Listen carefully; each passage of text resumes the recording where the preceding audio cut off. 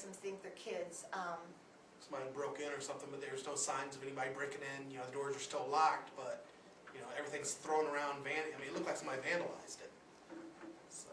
And so it's either a poltergeist or it is some kids. There's been giggling heard when tourists have gone through there. It sounds like small children. They also have a depot, an old depot that was moved there, and the story... An old jail cell there too, if I remember right. One of the buildings with a big jail cell. They do.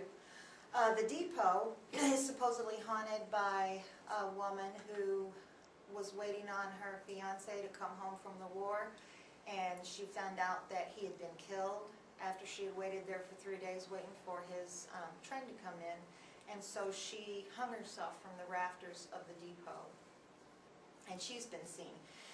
They also had a tombstone that just mysteriously appeared in their yard up against the main building of the where the supervisors and administration is. You mean gift store? Yeah. And nobody has a clue where that tombstone came from or who it belongs to because it's broken. And it's so old you can't read it. Yeah, you can't read the name on it. But there have been reports by law enforcement officers that people going by on 31 have reported a woman on fire running through the parking lot, and they said that they get this 5 or 6 times a year, and there's no pattern to it. It's just at will. And they've actually called paramedics down there trying to find the person, and there's nobody there. And they linked that to the tombstone. They said it didn't happen before it showed up there. It only happened afterwards. So. Then they had a haunted, they have a haunted railway car down there, and I can't remember the story behind that. About the railroad car. It was an engineer, I remember. Probably your typical one where you got run over or something, you see his lantern light. I'm sure everybody has stories about that. They also have a dentist's office there from one. the 1920s, and of course some of the tools there look like torture items. Far cry from our pain-free dentistry that we have now. The legend about that particular office is that the dentist accidentally injected himself instead of his patient, and gave himself too much Novocaine and passed away from that. So actually, the other story that we heard down there too was that he had was working on a man that he believed was having an affair with his wife, and then he didn't pay his bill.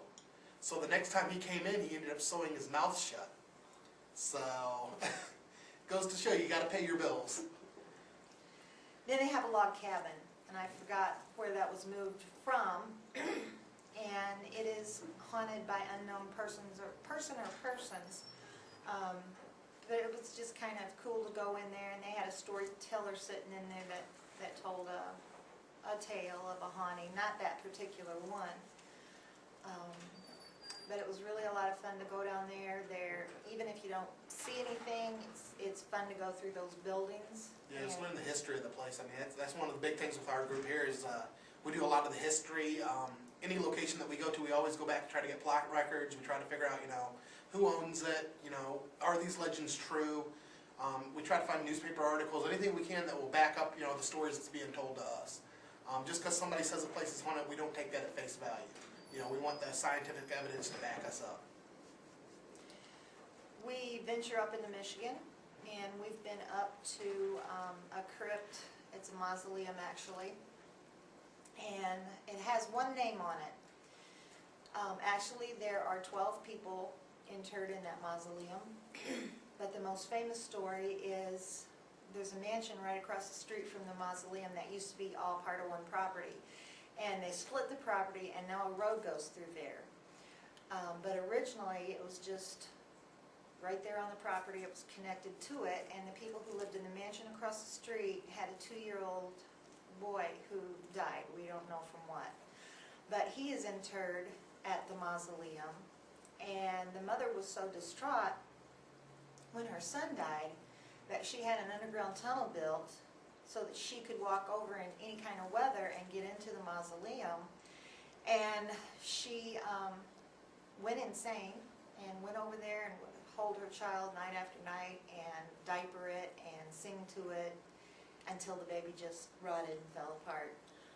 She ended up in a mental institution and she died at the age of 28. Yeah, there's a lot of stories like that, especially in this area. Like I said, when is your book supposed to be coming out? You got a date yet or anything? Probably fall of this year. Fall of this year, good. Just keep an eye on our website, www.indianaparanormal.us. As soon as it comes out, I'm sure we'll have links and stuff up on the board for it. You can probably be able to order it straight off the board, off Amazon, wherever she has it up for sale at. I'm, of course, going to have an autographed copy because I'm special. That's our show for this week. Tune in again in 2 weeks for the next episode of Hometown Haunts. Thanks. Okay. Thanks for showing up, guys. Yeah, No, like I said, this is all old school. It's just, yeah. very, public access style. Right. We do this and we put it on YouTube and stuff. We do every 2 weeks we do an episode. These are the guys from Notre Dame doing the documentary and stuff. Hi, I'm Jess.